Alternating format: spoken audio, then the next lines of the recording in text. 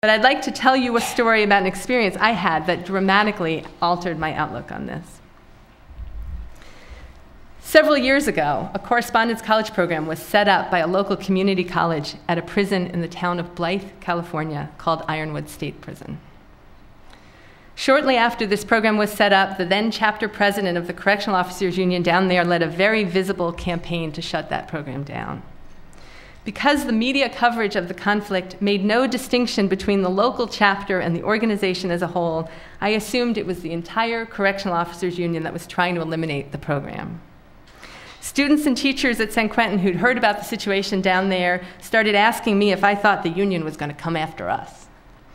Since I'd already heard a lot about this notorious organization, which was supposedly the source of all the ills of the California prison system, I had already developed a strong morbid curiosity about them.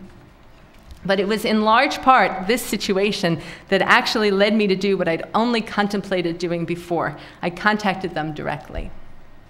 To make a very, very long story short, I went up to West Sacramento with Nicole Lindahl, who's here. She was the program administrator at the time, and met with Mike Jimenez and Chuck Alexander, the president and vice president of CCPOA, and we became friends. One of them is sitting in the back.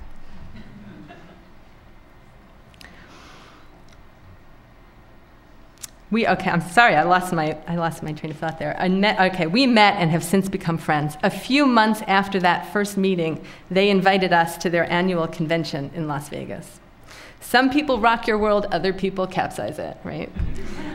One of the most important experiences I had at that convention was a conversation with a man named Kelly Brashears, who was the infamous local chapter president at Ironwood. At a lunch break, I found out who Kelly was, and Nicole and I sat down on purpose at the same table with him. I never did find out if he thought this was a coincidence. I mostly wanted to hear from him directly what his reasoning was. And of course, I suppose I ultimately wanted to persuade him to back off and leave that program alone. We all introduced ourselves and each explained what we did, and the group of us at that table ended up having a perfectly amicable discussion, if initially slightly awkward.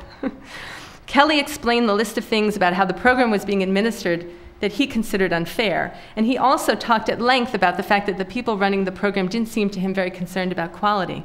They seemed more interested in enrolling as many people as possible. I can't judge, I never could judge the details. I don't know that program well. It's still running, but I've never been down there. But I should note that in retrospect, that last aspect of the conversation about quality struck me later on as prophetic, since I have since seen distance learning programs set up inside the California prison system which are of a scandalously low quality. But that's another topic. In the end, the details of his grievances almost didn't seem to matter. Just as I have experienced in such similar situations so many times since then, the conversation ultimately turned to the poverty of that area around Blythe and the poverty of the areas where so many California prisons are located. Kelly and the others at the table talked about how the people there were struggling, how expensive healthcare had become in those rural areas, and how hard it was for a lot of people to afford even community college. In the end, most of their objections to the idea of college for prisoners seemed to come down to personal bitterness about their and their own families' various forms of deprivation. And this is extremely similar to how the contemptuous comments you often hear from some COs and others about prisoners getting free medical care so often turns out to be a kind of cynical defensive overlay to their own grief and anxiety about their own tenuous access to health care. But of course, to hear this kind of thing, to hear what I'm calling the underlying issues at stake in this kind of hostile attitude, you have to take the time to have a substantive and respectful conversation with a person by whom you may be feeling quite antagonized, provoked, or even threatened. In that conversation in Las Vegas, and in many others since then, I found that the best I could do, the thing that seemed most appropriate and helpful and truly productive in the moment, was simply to listen and to validate their frustration and to sympathize with these larger grievances, which I found entirely legitimate. Almost as an aside, I did try to gently separate out the issue of programs for prisoners on the one hand and the issues of societal dysfunction that they were grappling with on the other. And they did seem willing to concede the logic of what I was saying, that these programs do good. But the more I felt I understood where they were coming from, that is, the more I felt I understood what the actual source of their rage and resentment was, the less compelled I felt to try to persuade them of anything at all. Suddenly, my stock arguments, the issue of recidivism reduction, improved institutional safety, savings to the taxpayer, crime prevention, all these seemed almost beside the point. I finally understood that the rational arguments either for or against higher education for people in prison were not at all what this conversation is or was really about, at least not for many of its opponents. I think this was a critical learning moment for me, among other reasons, because it made me realize so fully that the most useful thing we can sometimes do to resolve what seems like an absolutely intractable conflict is simply to listen. To listen and quietly bear witness to what the very angry person in front of us is going through. I use this skill every day at San Quentin because I'm surrounded there by people, prisoners, COs, and administrators who are dealing with situations on a daily basis that are more than most people I know could handle for a single hour. These people are routinely flooded by feelings of anger and powerlessness, and some of them are sometimes rather quick to take those feelings out on others. It's as if they want others not just to know, but to feel what they're feeling. They are literally acting out, but their acting out presents to them and to others as a political belief, as a conviction.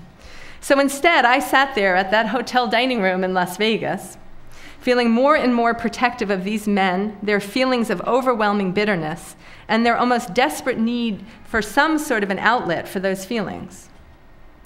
In my mind, the utterly tragic irony is that the only outlet they had apparently found was to make sure that the suffering of the prisoners in their institution was worse than their own. And of course, how sad and ironic that so few people like these men would ever think to fight with this kind of vehemence for universal access to quality, affordable medical care or higher education. And it's not they don't think it should happen, they can't imagine bringing it about. And yet, one of the things that truly struck me that day was how polite those guys were to us, and how willing, even eager they were to talk to us about their thoughts and experiences, and how uninterested they seemed to be in hating us, in spite of what we did for a living. By the end of the conversation, I think it was pretty clear to all of us that we were actually in agreement on a lot of key political issues, and that the main thing that distinguished us from them was the depth of our idealism. In spite of what we might have all said about each other had we never met in person, this conflict was definitely not personal. I remember I kept thinking later, this guy is supposed to be my enemy? That whole experience ultimately made me wonder how many political battles, upon closer examination, would turn out to follow what I would characterize as a similar psychological structure. It also struck and continues to strike me how rare it is that we have that sort of opportunity to sit down and talk with the folks who behave as or look from a distance like our enemies. It made me wonder what would happen if meetings like this took place on a regular basis, and what sort of potential such meetings might hold.